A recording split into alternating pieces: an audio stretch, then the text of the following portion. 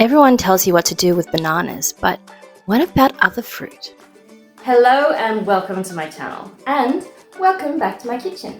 Liz is me and you can call me Liz, and today I'm going to show you a few things you can do with fresh fruit. Today we're going to start with strawberries because that's the easiest one to work with.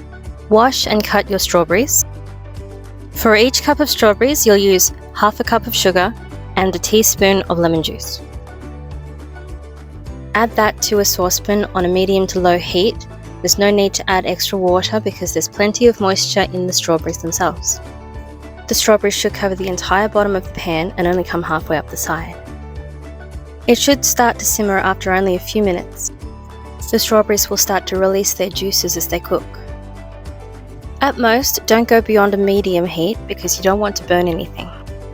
You can add more or less sugar depending on the type of fruit you want to use. This is also how you make jam. Adding the lemon juice helps the strawberries, or whatever fruit you want to use, develop pectin, which is the part that turns it into jam. You'll only need to stir occasionally to stop everything from sticking to the bottom. And it's up to you just how much you want to cook your strawberries. In a separate bowl, add some corn flour and some lemon juice or water and mix together. This is going to help thicken up your sauce, so the more you add, the thicker it'll be. Add that to your strawberries and stir it in quickly so it's nice and even. The cornstarch will cook quickly, so by adding a paste we prevent the chance of getting lumps. For filling or topping a cake, I would suggest keeping the strawberries in larger chunks and making the sauce much thicker. Once you're satisfied with the consistency, take it off the heat, add it to a bowl or a jar, and put it in the fridge until you need it. Add it to your cake when it's completely cold. This can also be used to flavour our cakes or our frosting. Simply continue by turning everything into a puree and continue to simmer to take out some of the extra water.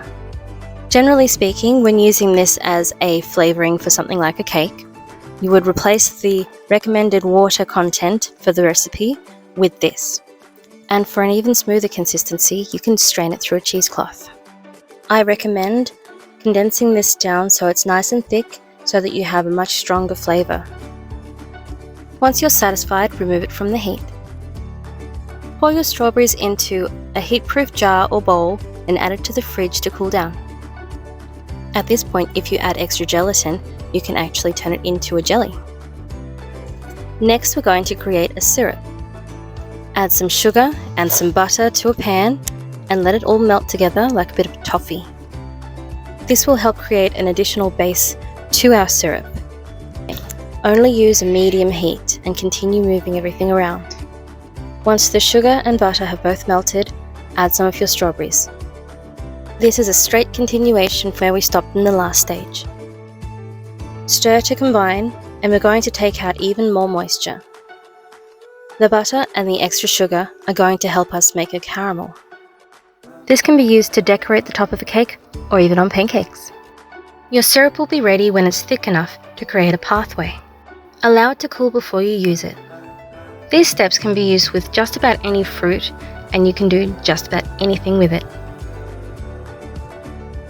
So thanks for joining me. I hope you enjoyed the video. If you did, give me a thumbs up. Leave your thoughts and comments down the bottom. I'd love to hear from you. And if you're not yet subscribed, you better do that because there's plenty more where that came from. And I hope to see you back in the kitchen with me next week.